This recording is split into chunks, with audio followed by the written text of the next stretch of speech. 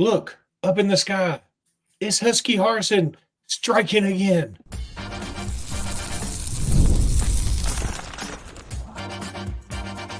You are Locked On Bama, your daily podcast on the Alabama Crimson Tide. Part of the Locked On Podcast Network, your team every day.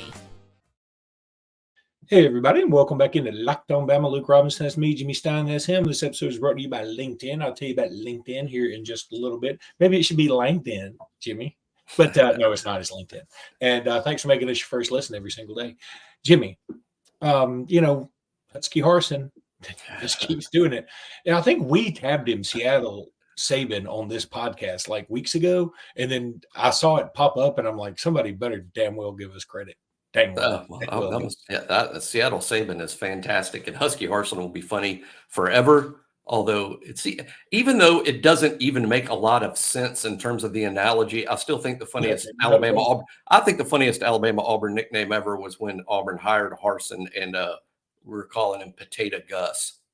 Potato Gus is much better. I mean, Husky Harsin has the alliteration, but it's funny because it's so not true. It's so like you're like making fun. See, Auburn did it to make fun of Alabama, but actually you see how successful DeBoer is recruiting wise anyway. And now it's making fun of Auburn. Yeah. Now we're trying to tell y'all were as bad as we were. It's throwing it right back at them. Okay. Regardless of what you think of him, his recruiting is going gangbusters. And regardless of what you think about his current commitment, because Micah DeBose is a guy that is, he's sort of all over the map, like literally and figuratively, in the sense that, he's committed to Georgia, since he was like 3 years old. And then he decommits from Georgia, and people thought he might be a 5-star, the hottest offensive line prospect in the country. Fell off a little bit. I don't mind saying it. Fell off a little bit. And then he was leaning to Auburn. Then he was leaning to LSU. Ohio State is giving him a run. And he ends up at Alabama, where a lot of people thought he would end up at Alabama. I'll give you a lot of credit, Jimmy. You've been saying he's going to be at Alabama the whole time. Now, that may just be luck, honestly, because it looked like he could have gone anywhere, but you stood fast and said, hey, I think he's going to end up at Alabama regardless of all this other junk. And he is. Look, for those saying, we didn't want him and all this, that's fine. Again, Alabama does that sometimes. They don't want a guy that maybe a bunch of people do. It just didn't fit the scheme. I get it. But he is universally in the top 200 of the 4 major recruiting sites. Now, he's number 71 on ESPN. I think ESPNs are generally the worst. So I'm fine if you want to throw that one out. And then he's number 189 on 247, which is the polar opposite. And I think 247 is sort of hit or miss. On 3 and Rivals have him at 159 and 92. I guess that takes his composite to 123. I hadn't done the math on it. I'm just trusting what I wrote down. And I would say that probably seems about where he should be, without naming the other 122 guys ahead of him or the infinite number of people behind him. I think he should be about in the, top 150. That sounds like, and if you get an offensive lineman in the top 150, I think that's wonderful.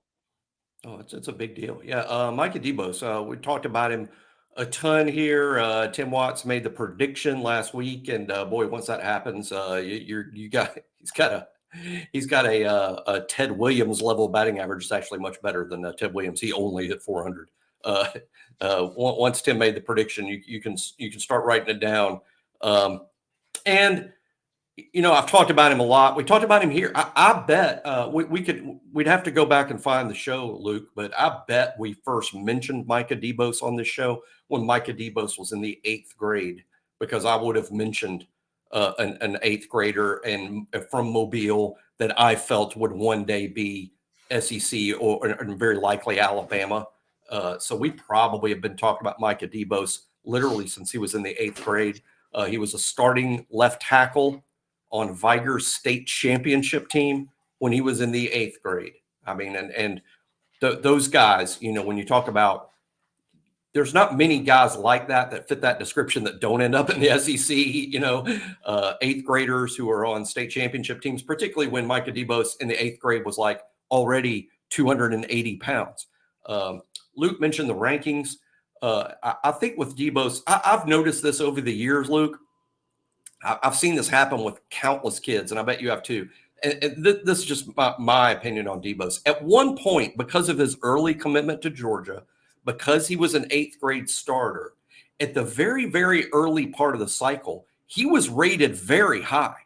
He was actually in 5-star territory in the earliest parts of this cycle being ranked. But what happens is that's when when the real analysis started, when the real like, hey, let's really look at this guy, and then there was a free fall. That happens all the time. A guy starts out ranked really high, then there's the okay, let's study this guy. Then he's like, why do we have him ranked so high? This isn't a kid that should be this high, and there is this free fall. Well, what happens a lot of times is the free fall just goes too far. It just goes too far. I think there was a fall with DeBose in the rankings that went just kind of too far. And you'll see by the end, it all works out at the end to where usually at the end, and obviously I'm a big fan of On3's rankings, at the end, I think it's as good as it can be. So let's just wait and see where he is at the end. I think I'm just predicting that he's going to be a little higher than he is right now. But I think national top 100, it might be a little high, but not by much. To me, he's in right around national top 100. And if that means 130 or 140, fine. I mean, you're a heck of a prospect. Just think of where, if you're the 130th best NFL prospect, well, that puts you in the 5th round. I mean, who's turning that down? I mean, you have to be an insane Alabama fan or Ohio State fan or Georgia fan to go, oh, 5th rounder, I don't want him. I mean, that's absurd talk.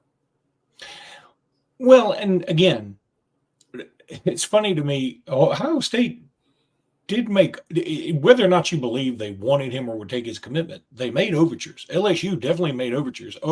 Georgia at one time look, I think it's pretty, at least rumored. I was going to say well-known, but I think rumored is the better way to put it.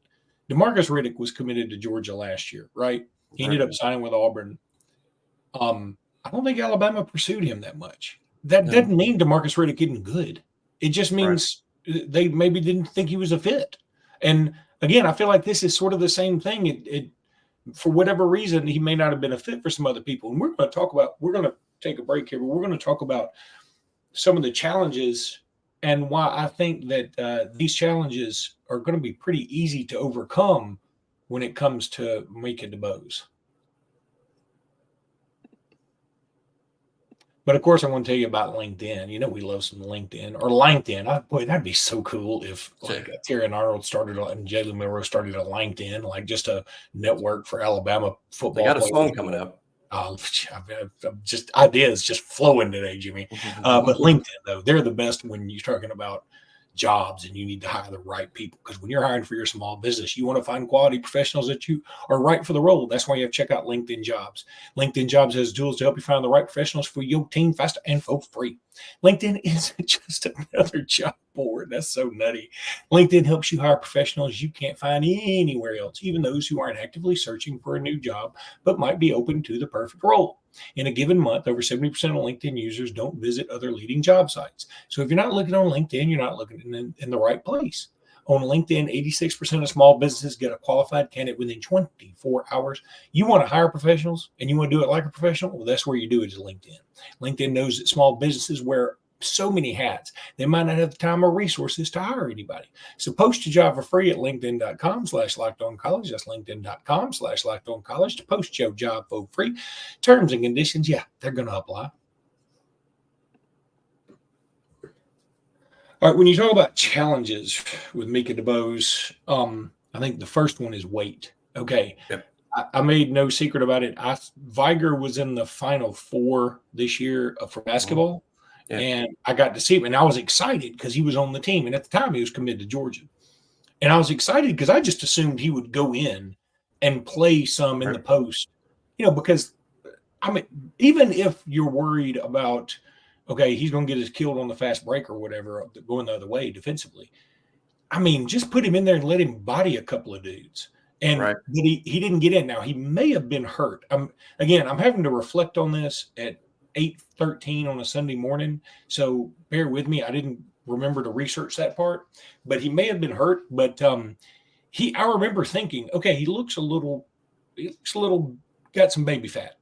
But here's the thing, Jimmy. Here's what I think about that now. If you're going to have an offensive lineman that's good, you're like, okay, you're going to have offensive, and he's got to have a problem. His problem is either A, he's not big enough. Okay, that one you can't do much about. That one's tough. Now, not everybody's going to be Parker Brailsford and overcome it with heart, or William Vallejos. I mean, those dudes overcame lack of size because they just have so much want to in them. Not everybody's doing that. That's a very difficult trait to have. Okay, or he's not aggressive enough.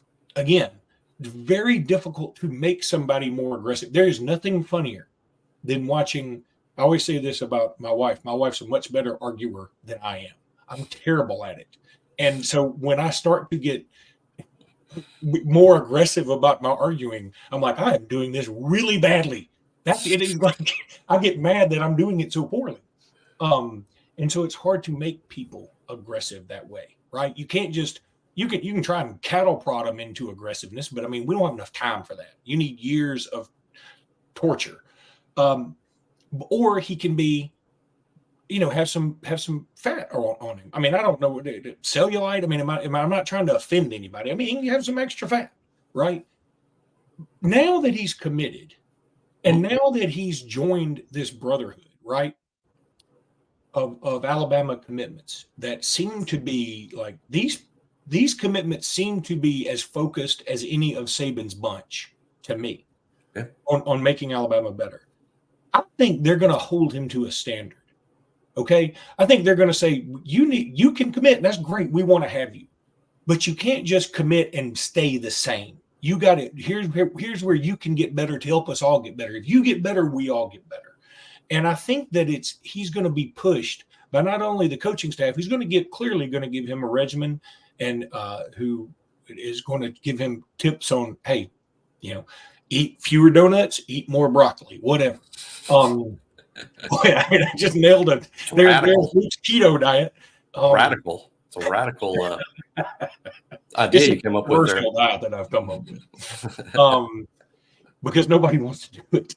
But so I think that he's going to be pushed by not only the coaching staff, but also by his fellow commitments. Now, maybe this is some pie in the sky thinking by me, but I really believe that. And I believe that once you make this commitment, hopefully now, if this is a true one, if he's going to stick with it, because he did decommit from Georgia already, and he almost committed to Auburn and LSU, if he sticks with this one, I feel like he can really turn some things around here. And hey, maybe it's a lot of that fat drops off pretty quickly because he's never going to have more metabolism than he does right now.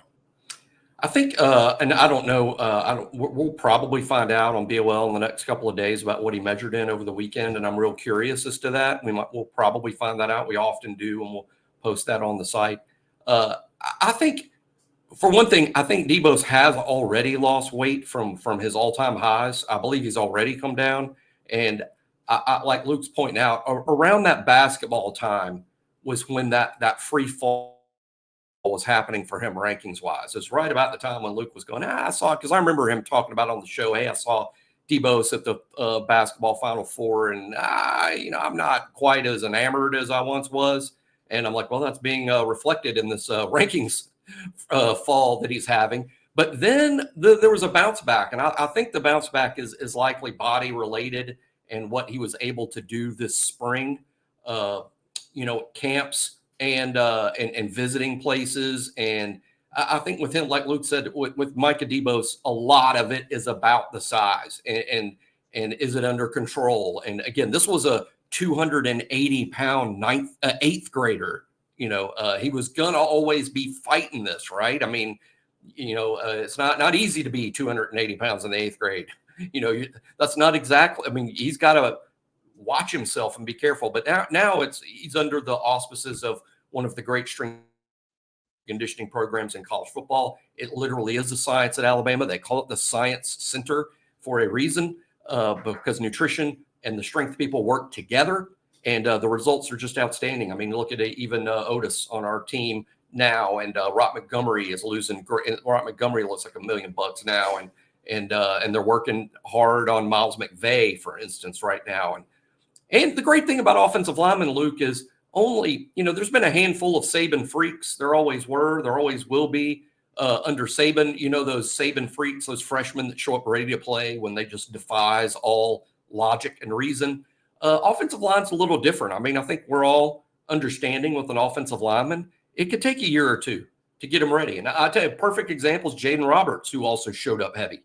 Jaden Roberts showed up heavy. Look at him now. I mean, not only is he in killer shape and now as one of the great offensive line bodies in the country, he's a real leader on the team, because I think that discipline that it takes to really manage your size really turns you into a leader, because other kids see how hard you're working, and they respect that. So excited about DeBose, and what an offensive line group. I hadn't really talked about that yet, Luke, but I think this makes 4, right? Michael Carroll. Well, it Walker, not only 4, DeBose. Jimmy. That's what I was going to bring this up. I'm glad, and I'll Yep. let you expound on it. The 4th offensive line commitment in the last 12 days, I believe. Yep. Incredible group. Now they're just one short of a full offensive line. Hey, and the plan all along, I talked about it on the show. We talked about this on BOL. The plan all along was to sign like 2 or 3. We're full up at offensive line, but so many great offensive linemen were interested. They just literally cannot be turned away. You cannot turn away this opportunity to sign 5 offensive linemen who all will have a position, and boy, that they could be together building chemistry for years to come. And it's very exciting. Now you're just one short of that. And there's a couple of big names out there, particularly Ty Haywood, who would be the highest recruited of all of them, the highest ranked of all of them. And it looks as if Ty Haywood and Alabama are in good shape. It's another thing that we've talked about on BOL. Tim, we'll talk about this in a second, about Tim's article on guys most likely to commit next, and Ty Haywood was among them. It was also the 8th June commitment. Alabama's moved up to number 2, I think, on 24/7, number 3 with you guys. They maintain number 3. And one thing to keep in mind that actually will help Alabama, I mean, I think you and I are on the same page here. Eventually, we believe Miles Johnson will decommit. We Right. eventually believe that. It doesn't mean it will happen. We believe that. And I think that will oddly help Alabama's standing. I mean, it'll at least raise the average of where the recruits rank, et cetera. And it may make room for a dude ranked a little bit higher. So I really like Miles too. I'll be rooting I for do him. He had some bad luck. I mean, obviously anyone that's got an injury of that significance has some bad luck. But he came into Alabama's camp, performed so well for Nick Saban that Saban's like, we want you on the team. You're a take. We'll take you. And then immediately tore his ACL, which wouldn't have affected his standing had Saban stayed. Because I think Saban and them had seen him, and they're like, hey, we know what he's like when he's healthy. He'll probably be fine. Most ACL guys are. But then he tore his ACL to the point that there's no junior tape. And the new staff comes in, and they're like, we would sort of like to see some junior tape. And it doesn't exist. And then at the same time, the inside linebacker group is deep, and there's all these inside linebackers that want to play for Kane Womack. And the end just got full. And they never saw him in camp, because Miles Johnson still can't participate in camps because of this ACL tear. Now, he should be fine this fall. I believe they probably said, hey, let's watch the tape this fall and let's see where you're at. And I think he's going to do great. But you're full at inside linebacker. Duke, Jaden Harmon, Luke Metz, now a top 100 player, Thon 3, by the way, and Abdul Sanders from Modern Day. The end is just full. But I hope things work out for Miles. He may end up at Florida. He may end up at Ole Miss. That would be either one of them would be interesting, because Alabama doesn't play either one of them this year or next year. And assuming we don't meet them in the SEC title game in the playoffs or something, I don't think that'll be a problem for Florida. Florida is ranked, by the way, like number 71 or 70 in recruiting right now. Things are who wants to? free falling. Napier's dead walking. I hate it for Billy, a great guy. I mean, Billy Napier's a great guy. And gosh, it just shows how things can just spin out of control. And now they've got that. Now he's in the make it or break it year, and he's playing literally, and I'm not making this, that has to be the hardest schedule ever played in college football. It's at least, I mean, I go back to when 86, when Alabama played Penn State, Notre Dame, and gosh, who was the other one? Ohio State. Penn State. I mean, you'll never hear of that again. I mean, playing in the regular season, you played Penn State, Ohio State, Notre Dame, but at the same time, that was still just 10 SEC schools. So, I mean, and Mississippi State only played 6. I think you only played 6 SEC games then. But I say only 6. Did you? Was that right? Did you play 7? I don't remember. Might have played 7 by then. Yeah, that could be right. But yeah, a non-conference schedule. Even so, we were playing Vanderbilt. So that was Penn State, Ohio State, and Notre Dame when all 3 were national championship level programs. That's right. All 3 were coming to the year with expectations, maybe winning the national championship, and Alabama played all of them in the same season. But Florida's schedule this season is absolutely brutal. Then throw in the Billy Napier's on the hot seat, and it's understandable how kids with other options are like, I'm not going to go play for Billy Napier for 1 year. I don't know who the new head coach is going to be. And when he gets here, he might clean house. God, I mean, look, that's why I'm not like reveling in their decline, because I'm telling you, it could really happen to anybody. Florida has more resources than, I don't know about more resources than Alabama. They got at least as many, and they got money. And they're excited about all these hires. All these hires, when they happened, they were excited about them. Jim McElwain had won at Colorado State and had been at Alabama. Billy Napier was doing great at Louisiana Lafayette, doing great. And even the other guy, Muschamp, McElwain, and Napier. Yeah, that's the 3 they've had since Urban, and none of them have worked out. Dan Mullen. That was a good hire. Dan Mullen, and frankly, looking back on it, I don't know that he ever would have recruited well enough, because I think recruiting was always the question with him, was would he be able to sign the players that Florida needs to do Florida things? But he had 1/2 of a season that spun out of control. But let's remember, even early that season, Florida looked pretty good, including taking Alabama to overtime. That's right. All right, we're going to talk about who could commit next to Alabama right after this. So I'm going to tell you about FanDuel. Love some FanDuel. Look, the NHL playoffs. Can you believe this thing's still going on? Are they Game 7. I don't know anything about the NHL playoffs, but I woke up this morning. I swear I just looked at this morning because I don't watch it at all. And I was like, I wonder if Florida has blown that 3-0 lead, because I know people were talking about it, and they sure enough, they have. They play tomorrow. But summertime means baseball, NBA finals, NHL finals, and more. And you can bet on all of it at FanDuel. Right now, new customers get $200 in bonus bets with any winning $5 bet. That's $200 you can use to bet on anything from like the NHL finals MVP to who's going to hit one out of the ballpark at any given ballpark.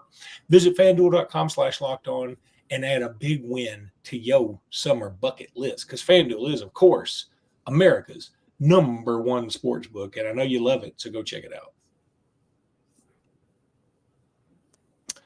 All right, so I think now, as Jerry Seinfeld once said, we don't care what's on TV, we care what else is on TV. We don't care who just committed, we want to know who else is about to commit. Jimmy, is it Dawson Meritt? Is it Dijon Lee? Is it Ty Haywood? And all 3 of those are threats. And in fact, I would pencil, if not lightly pin, all 3 of those in our class right now. Yeah, I'm going to reference back to Tim Watts put up an article on BOL on Friday about this subject, very subject, and everyone you just named was in it, and including one more too, Josiah Sharma, the defensive lineman who was visiting this weekend. He's another guy that could pop. He hasn't missed much this cycle or at all. So I'm going to stick with those names. If I had to pick one that I think could be next, I'm going to stick with Dawson Meritt. I've been saying that for 2 weeks though. And I don't know what the holdup has been. He could be literally struggling with the decision. We all know he's down to 2 schools. Dawson is down to Alabama and Nebraska, which is kind of strange because we don't really battle Nebraska for too many guys, that have them in their top 2, particularly with Dawson Meritt, who, and when people say, Nebraska, Dawson Meritt is a national top 100 prospect and one of my absolute favorites in the cycle. He is a great pass rushing prospect, super kid, son of an NFL assistant coach. His dad is the DB coach for the Kansas City Chiefs because they're out in the Midwest. That's a Nebraska thing. And I think his dad's ties to Matt Rule and members of Matt Rule's staff have sort of made Nebraska. And hey, if you're Dawson Meritt, you're like, I know Nebraska ain't Alabama, but, you know, it also means I'd be on the field pretty quick. I mean, yeah, and playing for NFL coaches that can help me get to pro football, which is what I want to do. So I'm going to say Dawson Meritt, and I think it's going to be Alabama. That's our lean at BOL. So I'm sticking with Dawson Meritt, but I've kind of been saying that for 2 weeks. Well, and for, you know, I've talked to 3 or 4 different folks. I've been on a couple of different radio stations lately, and I've talked about Dawson Meritt. And they said, Alabama, Nebraska just seems so weird. Like, why? Okay.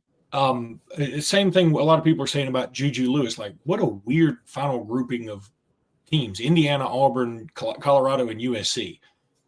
I think that Juju's is different from Dawson Meritt. I think Dawson Meritt literally really likes both coaching staffs a lot. He understands I can go to the established place, maybe not play as much, or go to the trying to be resurgent place. And if I bring it back to resurgence, if I'm part of that, like a Julio Jones was for Alabama, then all of a sudden I'm a legend forever, like Julio Jones at Alabama. And I mean, we don't know how much NIL is driving this. It doesn't sound like NIL is like the driving factor in this one. I don't think it is. I don't know. Oh, you're right. Sometimes, oftentimes you're right. I like you said, I don't think that's it with Dawson. I think he's just literally, I'm partly guessing and partly knowing, but I think this is just I can play sooner there. And I like the coaches as much and play sooner. But at Alabama is more of the sure thing, right? I mean, Alabama is, you're not going wrong with Alabama, and I think that with him, it's like, hey, I get the coaches I like, the platform I like. It's just going to be a little tougher to get on the field quickly. And a lot of kids struggle with that. I mean, and it's understandable. You got to remember, when we think as grown adults that are 30, 40, 50, and we've learned a little bit about patience, Dawson Merritt's never sat on the bench in his life. He's always been not only the best player on his team, the best player in his whole city.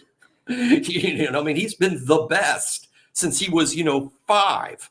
And just the very idea that you would go somewhere and sit on the bench, it registers with those kids differently than it's going to register with us that's all listening to the show. I mean, we're like, yeah, you sit on the bench for 2 years and then you play for 1 year and then you're in the NFL. These kids are like, sit. What do you mean sit? I've always been the best player. And so it is a struggle, but hey, Alabama is the best recruiting program in the country over the past 15 or 16 years. So Alabama wins out a lot of these debates and arguments, obviously, when you just look at the recruiting results. And in the end, you hope it's sort of head over heart. I mean, he might love, but heart may be the wrong thing. Head over ego, even though those are kind of the same, because you've got to think you're trying to convince him long-term strategy here. Right. And look, Nebraska may be resurgent. They may come back. They may be a powerhouse in college football again. I'm not buying it because I just don't see the resources. It could happen. But Alabama is established. They do put people in the NFL. They have NFL guys that come back and give advice. And frankly, there'll be some Nebraska listener going, you don't know blank, but I don't know anybody from Nebraska that's been in the pros recently. Do you? Well, I mean, I'm sure there is. I mean, I'm not saying there isn't. No one would argue that Nebraska's been on the same plane as Alabama for years. I mean, that's inarguable. And Alabama had 10 players drafted a year ago. DeBoer had 10 players drafted at Washington a year ago. And there's the collision of that DeBoer and his staff are proven in terms of preparing players for the NFL. Alabama has the best track record. There's more players from Alabama in the NFL than any other school. So again, that's the proven track record. I mean, Nebraska, hey, we're building a Ferrari. At Alabama, like, check out our Ferrari. It's already done. It's already done. But in Nebraska, it's not only we're building a Ferrari, they're like, we're pretty sure we got the right parts. We got the parts from Amazon, and we think we can do it. What's the dream? It's the difference between dream and fruition. Yeah. They're dreaming in Nebraska, come to fruition in Alabama. So Alabama's, like I said, if you're Dawson Meritt, Alabama's the more sure bet. The more sure bet. But Nebraska probably feels good about things and the ability to play quickly on top of the other things drawing him there. But I'm a big Dawson Meritt fan. This is a national top 100 player. That means to me, there's like super elite. That's like a 5-star. And then there's elite. And to me, that's the top 100 players are just elite. And that's Dawson Meritt. All right, that's going to do it for today's podcast. We'll be back tomorrow more. Probably jump back on the countdown, I bet, as we got some interesting names you just texted over. And I'm like, whoa. And so we'll talk about them. And then we also hopefully, we'll be talking about some new commitments. But until then, roll tide, everybody. Roll tide.